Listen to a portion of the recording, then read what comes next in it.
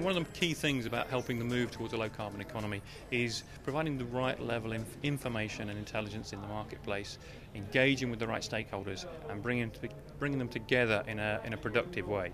I mean, the role for an RDA in developing and delivering the right kind of skills for a low carbon economy, I think can be quite crucial because of the intelligence we can bring to bear. We work with such a range of sectors and businesses, close links with government and a close eye on the marketplace. We can help to shape and advise the future strategies for the skills providers, as well as help some of the businesses understand the skills they need to exploit these marketplaces. The availability of these kind of skills in this region is probably beyond most other regions now that we've got programs like Skills for Energy running. We've managed to build up the capacity of both the further education sector, some of the private providers, as well as some of the higher education sector players, the universities, to complement each other really in the range of skills they can offer. Some are funded directly through national programs, but many of these programs that are well understood by companies, they're purchasing directly, they're paying for these services.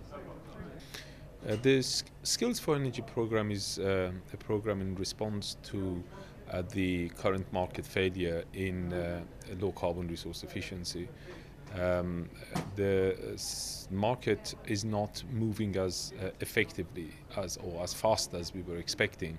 Hence, we believe that by bringing together the skills providers and creating the demand side, we can actually provide a much better framework for the development of the low carbon technologies within the region. After all, we are talking about a £3 trillion of market size, which is expected to double within the next 10 years. Colleges are working together to develop the material for the delivery of the skills requirement towards NVQ level 2, 3, 4 and foundation degree level, and then by taking their offerings to other innovative networks that we have created, or EMDA is creating currently, such as Energy Connections program, or Beyond Brokerage, then colleges can take their offerings to the business community in a seamless way.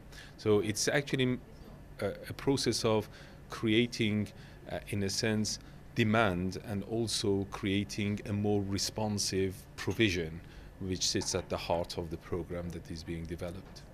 Across the UK, you would probably say it wouldn't be a surprise that engineering and technicians are in short supply. Certainly when you look at some of the new technologies going forward, you'll be looking at installers, maintenance people, the retraining of plumbers and kind of electricians to deal with new technologies. I think that's another area that needs developing at the moment. Programmes such as the one I'm at today are really important to Rolls-Royce. This basically is an underpinning basis where below the highlights at the industrial levels that we get operated in, the bedrock of skills are developed, and really the more we can help these programmes adapt to the needs industry will have later, the more beneficial that will be to us in the future as skills come through to be useful to us as an industry. The help we can offer at this moment in time is to become more aware of the needs of those companies with regards to skill shortages at this moment in time, and then looking further and beyond, what skills do they envisage that their workforce will need to be able to cope with the demands in the future. I feel that colleges will be fundamental in preparing youngsters who are coming through the college or the education system, and preparing them for their future roles within this sector of the low carbon economy, training them to fill any skills gaps, the 400,000 skills gaps that have been identified for the future, and also working with current employees to develop their skills and to prepare them for the upturn in demand for this type of activity. I think all colleges should be actively involved in perhaps upskilling people from level 2 qualifications, whether they be young people or adults, from level 2 onto level 3, so giving people the skills to be able to do various jobs within the sector, and then further develop level 4, level 5 and beyond programmes for supervisors, managers, etc., again within all of that industry. the moment, I'm in a position of being able to help the group develop the foundation degree, which is one of the 3 projects that the group have been tasked with completing. So it's a regional foundation degree in sustainability improvement technologies or low carbon improvement technologies, depending on the government lingo of the day. And the idea there is that every college who participates in the production of that degree will get the whole thing to be able to use locally with its own university. So it's a group effort to start an initiative that will eventually be more widespread in the region.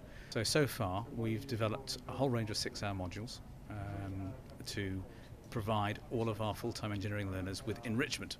So they can go and experience erecting a small wind turbine generator, they can measure its output, and we just bought a biofuel pod so that we can bring people in for 2 nights for 2 hours each, and they can bring in their vegetable matter, create biodiesel, stick it into the engine of the car that we have, obviously not sold or anything, but they can stick it in their own, in our car, and they see the engine start to show that the biodiesel works. It is, raising awareness amongst further education colleges of the demand for the skill sets that are required by industry, and moreover the equipment needed to train people to have the practical experience to then go into industry is very expensive and capital intensive. So any kind of grant scheme, given by a regional development agency, is really very, very much of value, I think, to this scheme.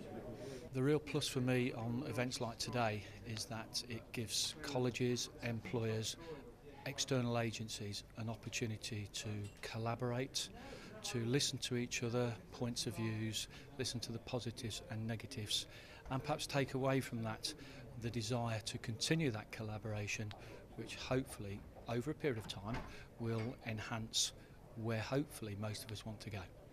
I think events like today are useful because it provides the opportunity for networking, for forming partnerships and collaborative activities that again will help to disseminate that knowledge and raise awareness within the region.